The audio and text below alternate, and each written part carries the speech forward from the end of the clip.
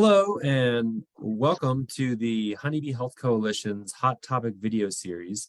I'm here with Dr. Caydee Savinelli, the stewardship team and pollinator lead for Syngenta. Welcome, Caydee. Well, thank you for inviting me. So today in this series, we're going to be talking about how farmers can protect bees in productive agricultural systems. And Caydee is expert at this. And so why don't we dive in? So Caydee, what can farmers do to protect bees while maintaining productive crops? Well, it's really important for farmers to number one, to really know where the bees are. So if they're making either a seed treatment application and they're planting and there's a potential for dust, then they need to know where the bees are, if they're relative to their fields. Also, when they're making foliar applications, it's also important. And there's a lot of tools out there to determine. Some states have what they call bee check, and this is a private group that both farmers and beekeepers can put their information in, so both can know what's going on. And it's also timing. There's certain times of the year, definitely during planting season, potential problems, and during the growing season. But keep in mind, farmers are not making applications of insecticides throughout the entire season because they use integrated pest management. They really decide when is the right time to make this application. Great. Well, that leads right into my next question of when are bees at most risk? Bees are at most risk when there's a potential exposure to a pesticide. And oftentimes, if the bees are also, if they're under stress from other things like pathogens or, poor nutrition, it makes it that much more difficult when they're exposed to a pesticide. So as I mentioned, during planting, there's a potential for exposure, but keep in mind during planting, at least with seed treatments, we recommend number one, making sure that the seeds are covered, using a really high-tech lubricant so there's not a lot of dust that's being generated. And then also watch where the wind is blowing. And if the wind is blowing in a certain direction where the bees are, let the beekeeper know. And a lot of farmers have really good relationships with beekeepers, and they'll even make some suggestions as to, put it behind these trees, do that type of thing. So that way the bees are not exposed. Foliar applications are also a potential problem. It depends on the time of the day. Certainly in the early morning, later in the evening, when the bees are not as active, it's less of a problem. And I've known about some applicators who will, let's say, make an aerial application, and then the area that's closest to the bees will make a ground application because they can control a little bit better as far as drift. Great. Are there any specific formulations or products that are better to use when bees are present? Well, that's a really good question, Matt.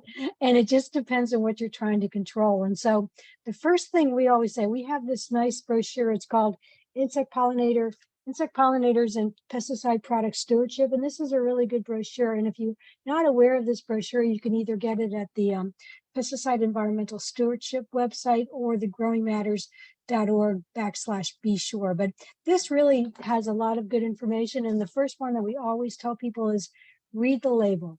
The label will tell you a lot. The label will also tell you whether or not it's dangerous to bees. And if it's dangerous to bees, then what are some additional precautions? And so, for instance, with insecticides, a lot of insecticides can cause harm to bees. And so there will be restrictions about using the products during the flowering season. And so, and a lot of insects, and if you do have a situation, I'm thinking about California and apricots, they do get these thrips, which actually attack the flowers. And so what a lot of the farmers will do is will make the applications at night when the bees are not there. So number one, you need to know what you're using, whether or not it can cause potential harm to bees. And if it does cause potential harm to bees, what other mitigations can you take, such as applying at night? Sure. Great. And when should farmers engage with local beekeepers regarding pesticide applications? I think they should be engaged all the time if they can. I think it's a community. Farming is a community. The beekeepers are part of the farming community, and I think they're neighbors. And I think they know who the beekeepers are. They know, what the beekeepers bring to the table as far as, helping pollinating crops. But they also know that the farmers need to use pesticides at certain times to protect their crops. And so having these conversations, when they're going to be making the application and when the most likely pests will come in. But, sometimes pests are unpredictable too.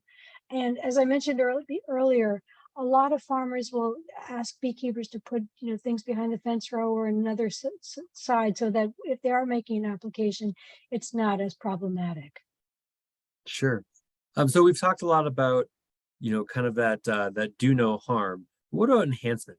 How can farmers enhance the landscape to improve pollinator health?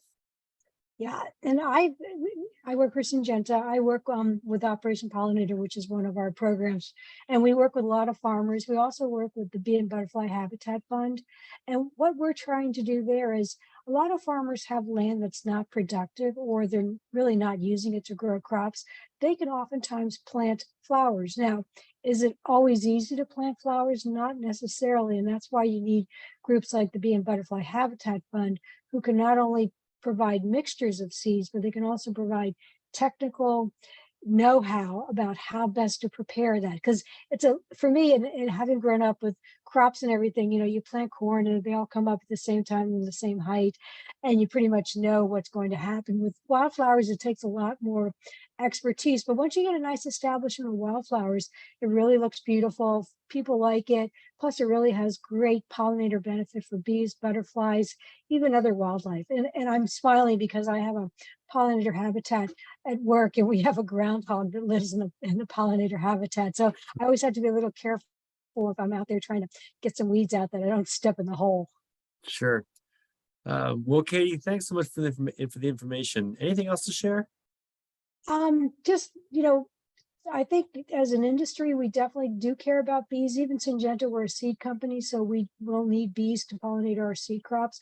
And I think we really all have to work together. And I think farmers really want to do the right thing for bees, and the beekeepers want to work with farmers. And so I think we're in a good path forward. And thanks to the Honeybee Health Coalition for really bringing everybody together. Great. Thanks, Katie. For more information, be sure to go to Growing Matters website and also the Honeybee Health Coalition website, where we have best management practice guides for corn, soy, canola, apples, and all kinds of resources for having healthy bees and healthy crops. Have a great day.